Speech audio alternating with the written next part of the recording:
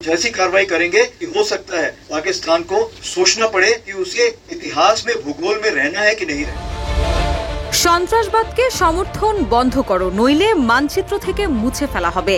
এভাবেই পাকিস্তানকে কঠোর হুঁশিয়ারি দিয়েছেন ভারতের সেনাপ্রধান জেনারেল উপেন্দ্র দ্বিবেদী। ৩ সেপ্টেম্বর এক প্রতিবেদনে এনডিটিভি জানিয়েছে, রাজস্থানের অনুপগড়ে একটি সেনা পোস্টে বক্তৃতা দিতে গিয়ে দ্বিবেদী এমন হুঁশিয়ারি দেন। তার এমন মন্তব্যের পর প্রশ্ন উঠছে, তবে কি সত্যি পাকিস্তান সন্ত্রাসবাদকে সমর্থন করে? আবারও কি পাকিস্তানের সাথে যুদ্ধে জড়াচ্ছে ভারত? ভারতের সেনাপ্রধান বলেন, সন্ত্রাসবাদকে সমর্থন বন্ধ করো, নইলে ভৌগোলিক উপস্থিতি হারাতে হবে। অপারেশন সিন্দুর 1.0-তে আমরা যে সংযম দেখিয়েছিলাম, এবার আমরা তা বজায় রাখব না। এবার আমরা এমন কিছু করব যা পাকিস্তানকে ভাবতে বাধ্য করবে যে তারা ভৌগোলিকভাবে তাদের স্থান ধরে রাখতে চায় কিনা।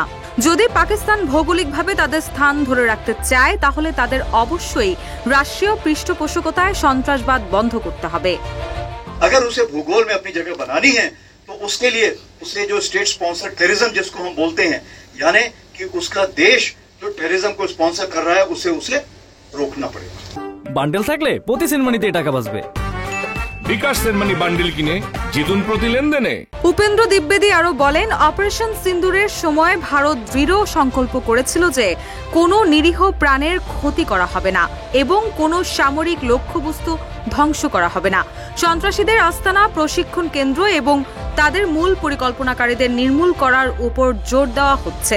এনডিটিভির প্রতিবেদন অনুসারে শীর্ষ জেনারেল শুধু হুঁশিয়ারি দেননি, সৈন্যদের প্রস্তুত থাকার কথাও জানিয়েছেন। তিনি বলেন, ঈশ্বরের ইচ্ছা হলে তোমরা শিগগিরই একটি সুযোগ পাবে। তোমাদের জন্য শুভকামনা। এর আগে চলতি বছরের গত মে মাসে কাশ্মীরের পেহেলগামে সশস্ত্র হামলার পর দুই দেশ প্রায় যুদ্ধের পরিস্থিতিতে চলে গিয়েছিল। দুই প্রতিবেশী দেশই উভয় দেশের ভেতরে বিমান হামলা চালায়। এছাড়াও উভয় দেশই কয়েকটি করে যুদ্ধ বিমান ভূপাতিতের দাবি করেছে। উত্তেজনা তীব্র হওয়ার পর বৈশ্বিক চাপ ও উভয় দেশের বোঝাপড়ার জন্য পরে 10 মে একটি যুদ্ধবিরতি কার্যকর হয়। রুশা সুর, নিউজ ডেস্ক, ইত্তেফাক।